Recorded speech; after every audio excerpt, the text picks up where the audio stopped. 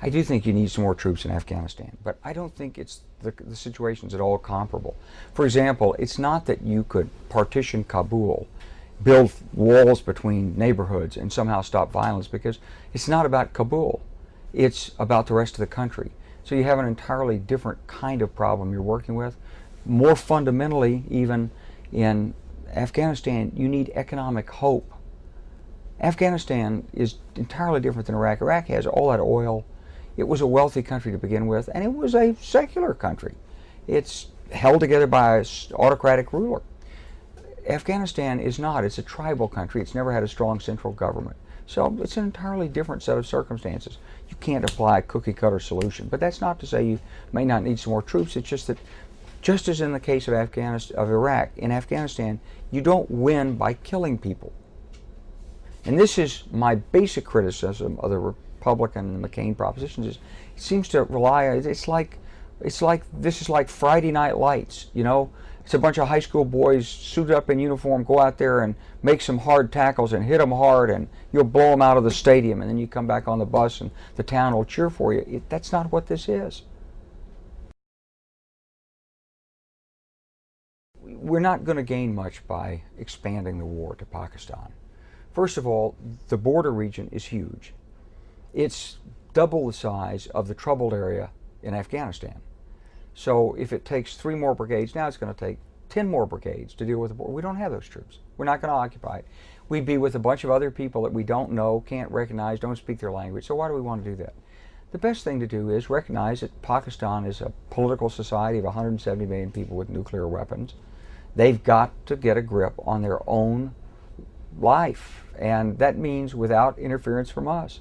So what I would propose doing is strengthening the interdiction capability along that border, whatever it takes. Sensors, fences, walls, more patrols, making sure everybody who lives along there is known and tracked. We did this along the inter-German border during the Cold War. There was a 5K zone that you couldn't get within 5 kilometers of the border without special authority unless you lived there and so forth. This is the kind of thing that we would want to do, and then let the Pakistanis, as much as possible, handle their own issues. Now, if it turns out that we do have solid intelligence, then I'm not saying you would never do something, but my advice was make it deniable. If there's a big explosion and 20 people in a wedding party are killed and they look up in the sky and it's an American drone circling overhead, that's not deniable.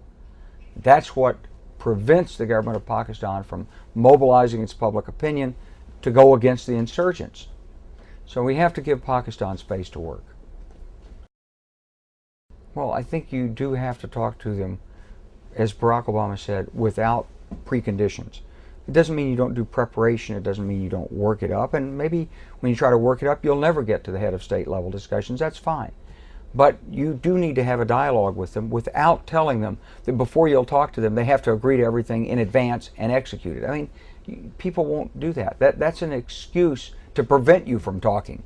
So in the case of Iran, for example, the Bush administration said, we won't talk to you unless you stop enriching uranium. Well, that's what the talks were going to be about. So for them to do that, and you know, the Bush administration would answer, say, well, we're not asking them to stop it, just to pause it.